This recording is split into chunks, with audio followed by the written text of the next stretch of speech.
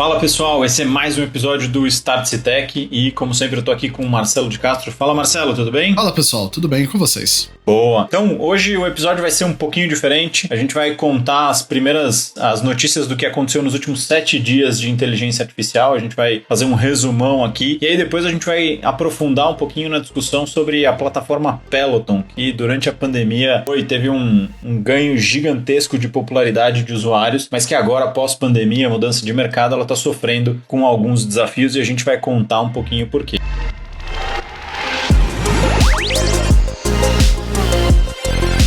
Startse Tech.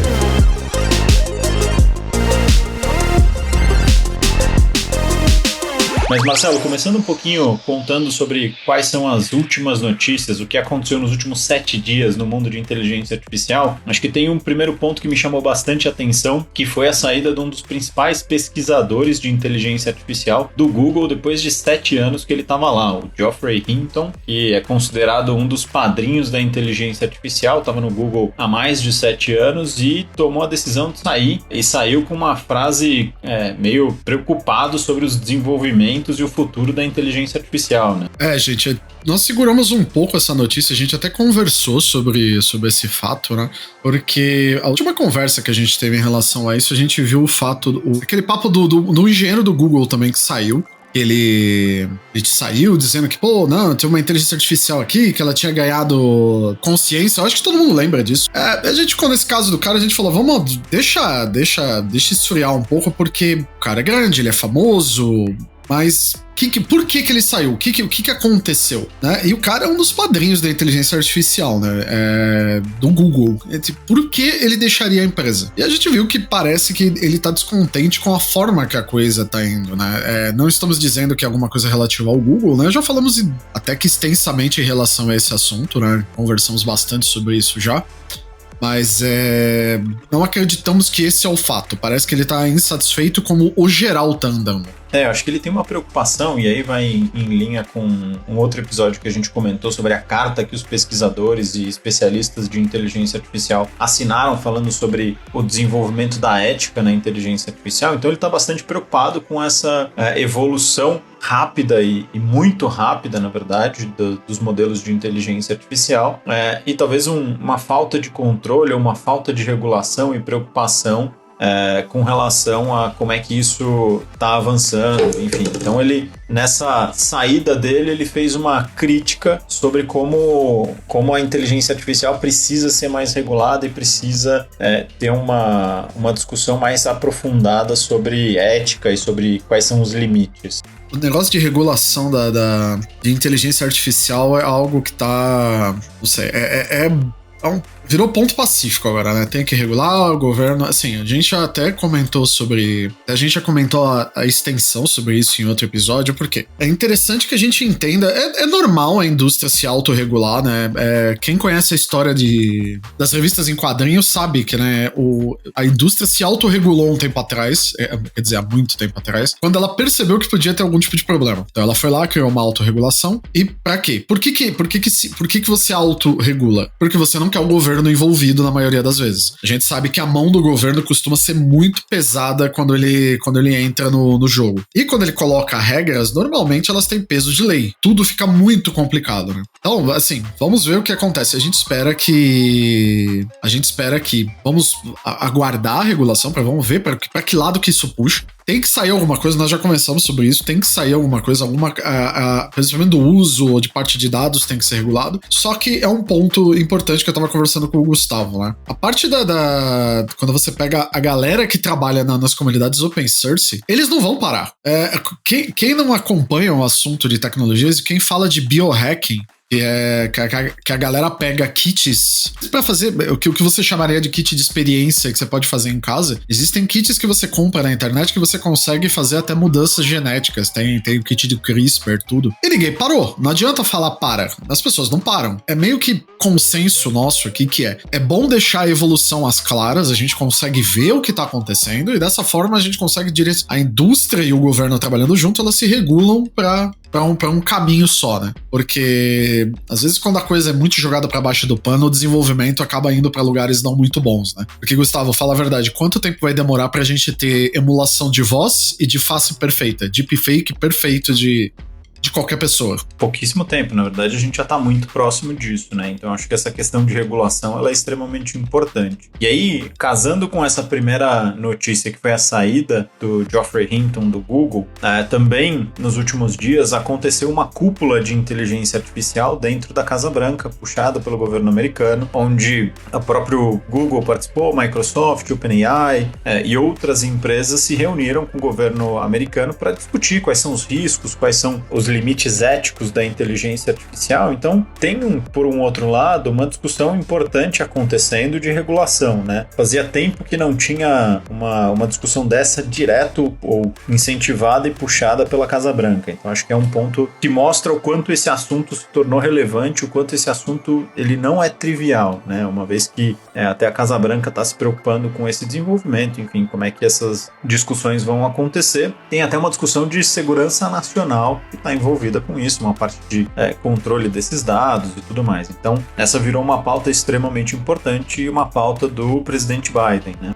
Não vamos dizer que a inteligência artificial é mais importante, por exemplo, que o nascimento das mídias sociais, que é algo que gera preocupação em muita gente também, mas eu acho que assim, cada uma tem um efeito, talvez um efeito, né, um ganho, um benefício e um efeito colateral. Todas elas têm, né? Talvez o que todo mundo enxergou é que o efeito colateral, talvez os possíveis efeitos colaterais da IA sejam, vou dizer, mais profundos, ou talvez ela talvez seja um tanto mais perigosa que a... Não sei se seria esse o fato, mas é importante. Vamos ver como se desenrola. A saída desse cara do Google é algo pra gente ficar atento, né? Ele soltou uma declaração, ele postou uma declaração assim que ele saiu, ele falou por que ele tava saindo. E vamos acompanhar agora. Assim que tiver novidades, a gente atualiza vocês. Acho que isso virou uma pauta importante e é importante que isso está na discussão da Casa Branca. Essa é a segunda grande notícia que aconteceu na última semana. E para fechar esse bloco aqui de atualizações, tem um assunto que também está relacionado um pouco com essa história de ética, mas está mais relacionado com a evolução das pesquisas de inteligência artificial, que foi o vazamento de um documento interno do Google,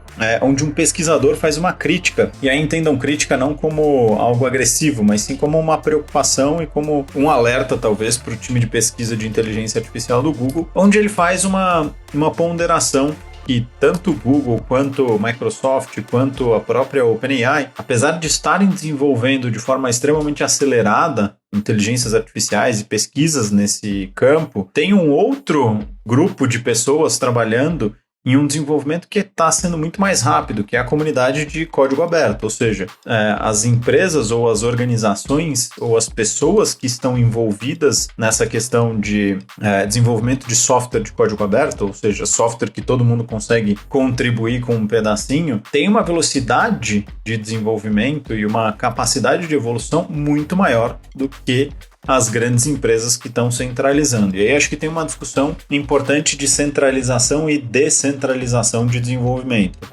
Mas a crítica desse pesquisador é exatamente essa, de que ele não consegue enxergar as big techs acelerando na mesma velocidade que a comunidade de código aberto, que tem, no fim das contas, muito mais gente trabalhando em cima para desenvolver e pesquisando e pensando em soluções. Então, ele colocou luz num problema que pouca gente estava discutindo. Estava todo mundo muito focado em como a inteligência artificial das grandes empresas de tecnologia vai transformar o mundo, enquanto ele acha que as grandes transformações vão vir através de desenvolvimentos descentralizados, né? Também acredito fortemente nisso. A gente já viu isso, né? Grandes empresas lançam a fundação, mas a fundação de uma nova tecnologia, né? Ou universidades. Quem faz a coisa aí para outro patamar é a internet, né? É a galera das comunidades de... Isso é algo que, assim, não é novo, tá, gente? É até engraçado dar o exemplo aqui de uma tecnologia tão antiga. Quem conhece os computadores da era dos 8 bits, tô falando ali dos Commodoros, dos Apple II, existem comunidades que desenvolvem para esses computadores até hoje, e eles fazem esses computadores chegarem a níveis que nunca nem foram pensados no dia que eles foram lançados. Aí você vai falar, mas pra que eles fazem isso? Eles fazem isso porque eles querem, porque eles gostam. Agora, se a galera para fazendo... Quem gostar disso é até interessante, tá? Chama demos. são os demos esses computadores mais velhos, você consegue rodar por emulação, quem tiver curiosidade de ver. Assim, ele pega um computador 8 bits que foi ali desenvolvido no final dos anos 70, início dos 80 e leva, assim, ao estado da arte. Isso é uma coisa muito comum da tecnologia, principalmente quando a gente fala de computação. As primeiras linguagens de programação,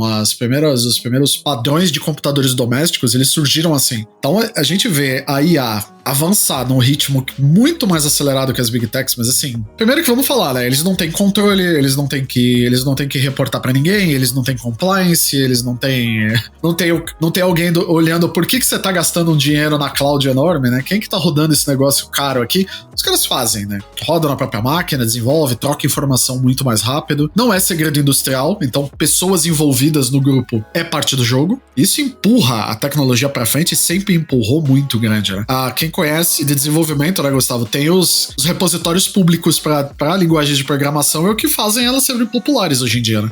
Sem dúvida, e acho que essa é até uma discussão que a gente sempre traz aqui no Startse Tech, que a inovação ela surge quando tem muita gente falando sobre o mesmo assunto, né? Ou pesquisando, aprendendo, explorando sobre um determinado assunto. Então, as comunidades de código aberto, elas basicamente operam com esse princípio, né? Muita gente experimentando a mesma tecnologia, vão surgir ideias mirabolantes que às vezes parecem não fazer sentido, mas conectadas com outras ideias geram coisas bacanas. Então, acho que tem um grande desenvolvimento aí que deve acontecer surgindo dessas comunidades open source. Então, acho que a mensagem mais importante desse terceiro ponto aqui tá todo mundo olhando para as Big Techs, todo mundo olhando para o que esses caras estão desenvolvendo, mas talvez esteja passando um trem, um monte de outras coisas que ninguém está olhando desse mundo open source. Então, pode crer que sim, tenha certeza disso. Como a gente sempre fala, liga o radar e olha os sinais. Talvez o primeiro sinal que a gente está dando aqui não olhe só para as Big Techs, olhe também para o que está surgindo de código aberto, porque pode ter muita coisa bacana lá. Aí você vira e fala, pra quê? Mas eu aqui sou um CTO, sou um empreendedor, sou um CEO de uma empresa. Por que isso me interessa? Porque o desenvolvimento de código aberto, ele é aberto. Você pode simplesmente pegar e usar. É isso. É interessante pra você, é interessante fomentar dentro do seu time. Se você tem uma galera que mexe com inovação, ou você tem laboratórios de pesquisa, ou se simplesmente você tem um time que tá trabalhando com inteligência artificial, é interessante introduzir esse tipo de discussão nos meios onde você participa. Por que a gente não olha um pouco pra comunidade? Por que a gente não vê o que está sendo desenvolvido fora das grandes empresas? Porque pode ser um fator diferencial pra você. Se você faz e alguém não faz, né? É aquela coisa, é a agilidade, né? A gente sempre falou, use tal ferramenta porque ela torna o seu desenvolvimento mais ágil. Agilidade igual fator competitivo no lançamento do produto, no lançamento de um serviço. É interessante sim para você, empreendedor, CEO, CTO, ter isso no radar. Porque pode ser uma vantagem competitiva para sua empresa ou para o seu produto.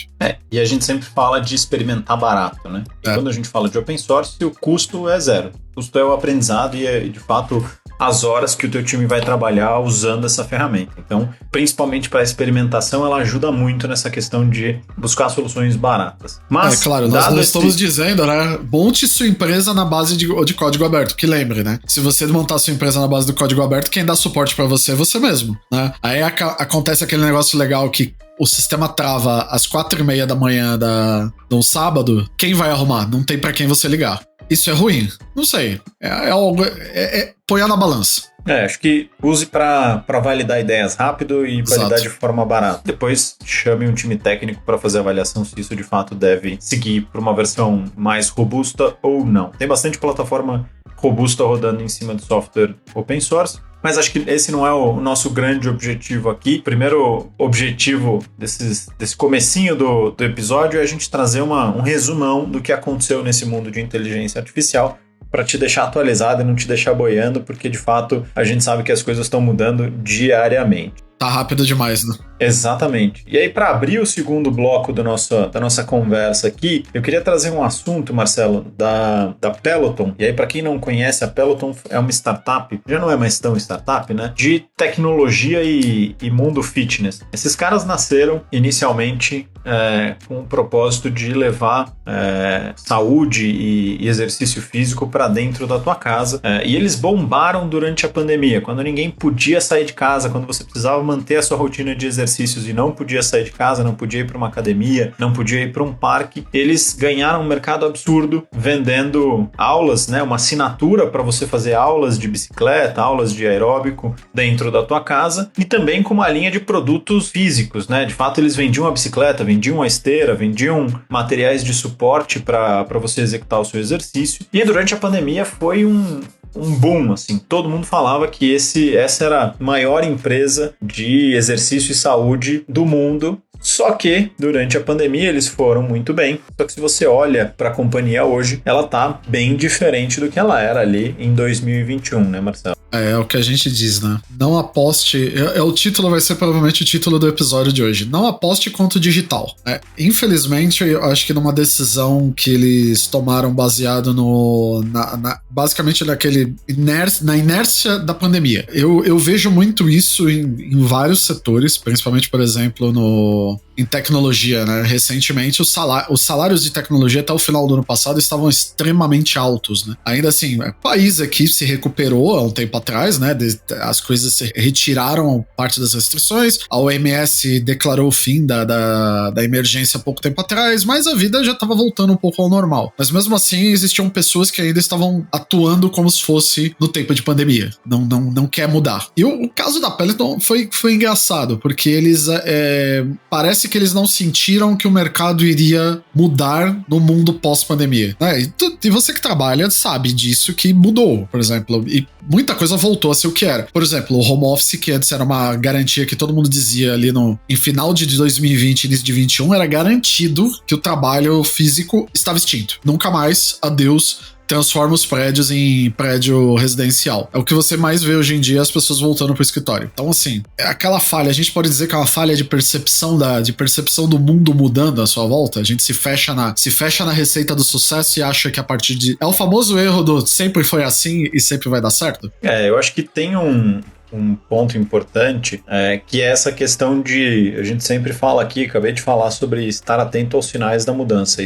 A Peloton foi muito boa em perceber esse sinal da mudança e aproveitou muito bem essa onda da pandemia, mas ao final da pandemia eles não foram tão hábeis em se manter atentos a esses sinais e fazer as transformações que eram necessárias. E aí, só para não falar tanto de forma genérica e ser um pouco mais específico para contar o porquê que a gente está falando que era uma empresa durante a pandemia e é outra pós-pandemia. Quando a gente olha 2021, a Peloton já estava sendo negociada publicamente na Bolsa de Nova York, na Nasdaq, e ela conseguiu atingir no seu pico um valuation de 46 bilhões de dólares. Ela tinha um market cap aí de 46 bilhões de dólares. Isso em 2021, auge ali da pandemia, né? Já estava pouquinho, as coisas já estavam acalmando, mas ainda estava naquele turbilhão de pandemia. E quando a gente olha hoje, em 2023, a empresa tem um market cap de 2,5 bi, ou seja, ela caiu de 46 para 2,5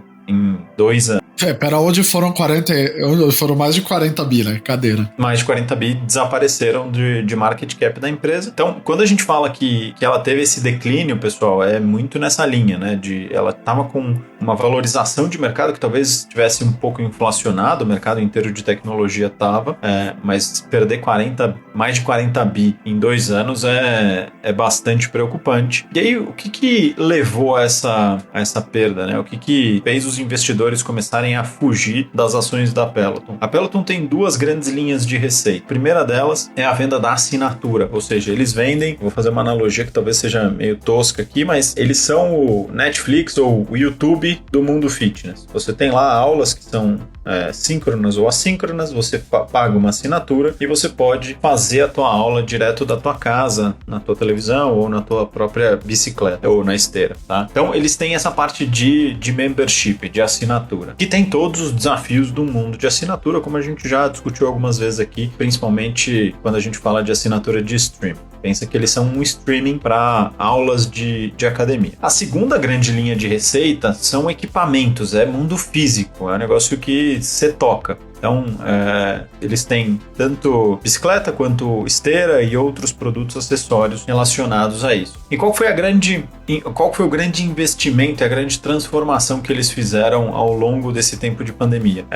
Eles apostaram que o mundo não voltaria a ser um mundo como era antes, onde as pessoas iam para uma academia e que mais pessoas iriam comprar os seus equipamentos para botar em casa e a partir daí consumir o subscription deles, né? Só que isso não se tornou uma realidade. O mundo começou a voltar, as pessoas começaram a sair de casa, as pessoas voltaram para suas rotinas. O mundo não é mais como era antes da pandemia, mas ele voltou muito parecido, né? As pessoas hoje vão para as academias, elas saem de casa mais ou menos como era antigamente. Então, a aposta estratégica da Peloton foi em um mundo onde as pessoas precisariam comprar esses equipamentos, o que de fato não se realizou. E aí os investidores entenderam que a Peloton está num mundo meio que de varejo, de produção de equipamento, onde você tem um custo de produção muito alto, você tem um custo logístico muito alto, e você acaba tendo uma margem menor. Portanto, a Peloton deixa de ser uma empresa puramente de tecnologia e passa a ser uma empresa quase que de varejo, uma empresa de venda de equipamentos, né?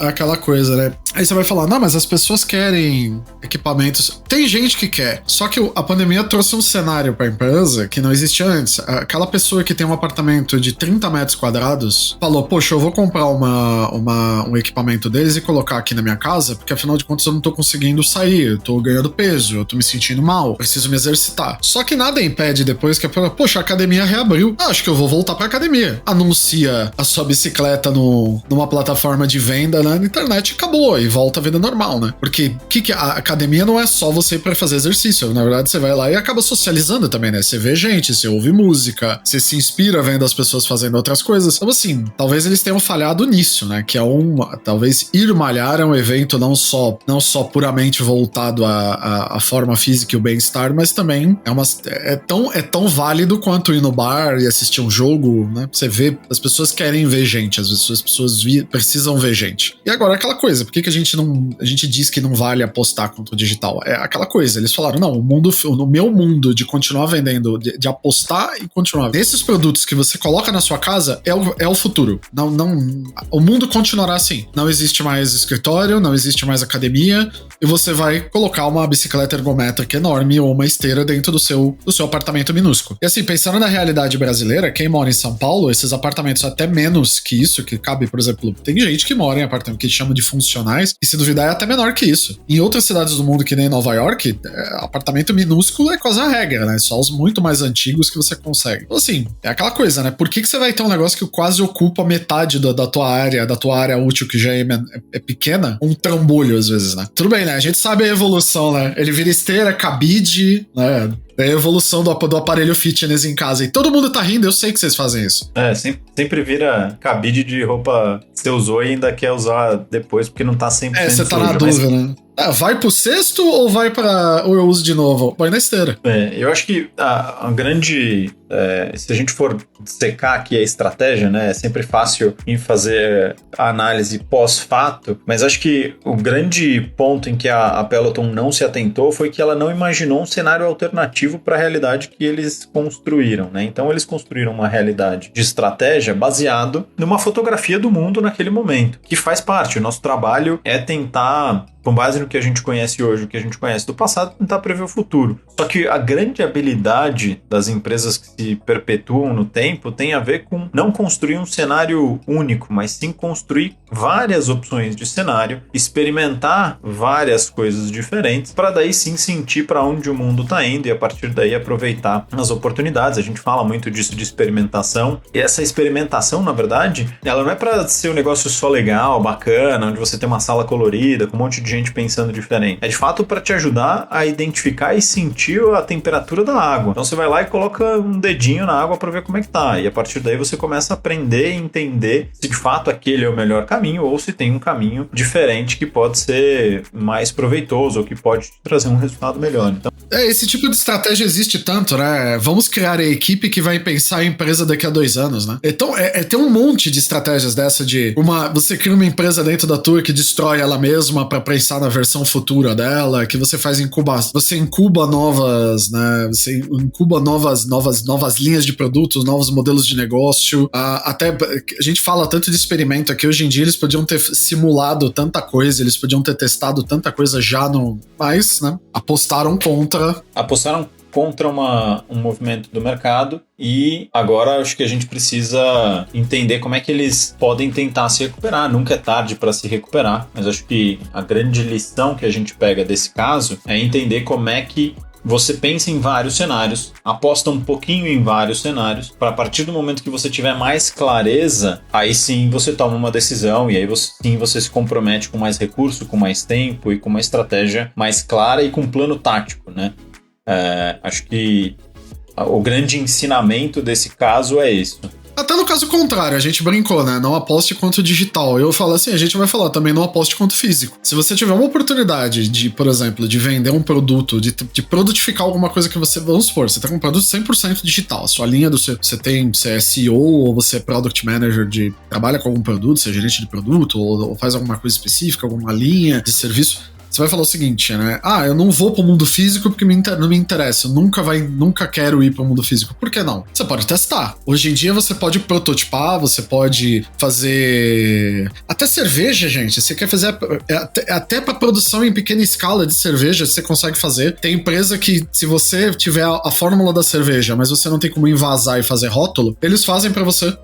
Quem não conhece as cervejarias artesanais? Existem gente que vende não só a cerveja ali na biqueira do chopp, que tira o chopp ali pra você. Tem lata. E eu achei sensacional outro dia que eu fui num bar que você tem a lata de alumínio e pra baratear o custo dessas séries que são menores, eles têm o logotipo é feito de plástico termorretrátil. Então eles imprimem aquilo, passam em volta da lata e derrete, ou seja, é mais barato. Você não precisa ter uma prensa não, desculpa, aquela gráfica pra imprimir no alumínio, você não precisa ter aquela impressora gigantesca. Eles fazem. Então assim, se você consegue fazer até cerveja em pequena escala pra fazer teste, a Heineken é um exemplo sensacional disso. Eles têm uma fábrica, eles falam, né? Se tudo vale a pena testar, teste em escala industrial. Eles têm uma planta que eles testam coisas novas na planta deles. E eles fazem, vamos ver se dá certo, vamos ver se funciona. Ferramenta não falta, nós falamos tantas vezes aqui. No mundo digital é N vezes mais fácil. No mundo físico, hoje em dia, você tem prototipação.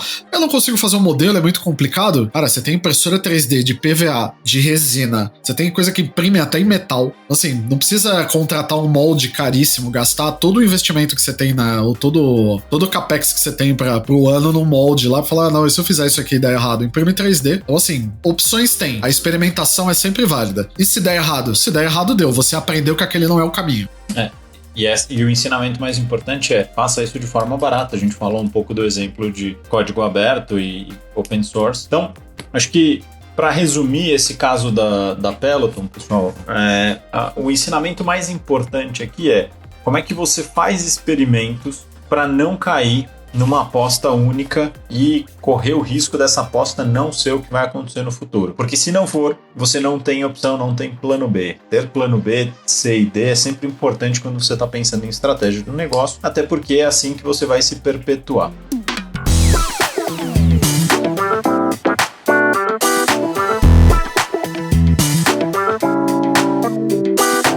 Dito isso, pessoal, acho que a gente testou aqui um novo formato de episódio e aí isso veio muito pelos feedbacks e comentários que a gente recebeu em todas as plataformas, YouTube, Spotify e todos os agregadores. A gente pede sempre esse feedback porque é importante para a gente ir dando tom e entendendo o que faz sentido para vocês, então fiquem à vontade para comentar. A gente sempre lê. Mandem perguntas que a gente pode responder aqui para vocês. E aí nos contem se vocês gostaram desse novo modelo, onde a gente faz um recap do que aconteceu na semana em tecnologia e inteligência artificial e depois a gente traz um case dissecando um pouquinho do que aconteceu. Então comentem, nos deem feedback, porque é sempre importante para a gente acertar aqui as pautas e aprender um pouquinho de como vocês querem ouvir os conteúdos que a gente tem trazido. É isso aí. E a gente fica por aqui, pessoal. Não esquece de dar o seu like, de fazer o seu comentário, de seguir nos agregadores para receber as atualizações dos novos episódios e até uma próxima. Um abraço.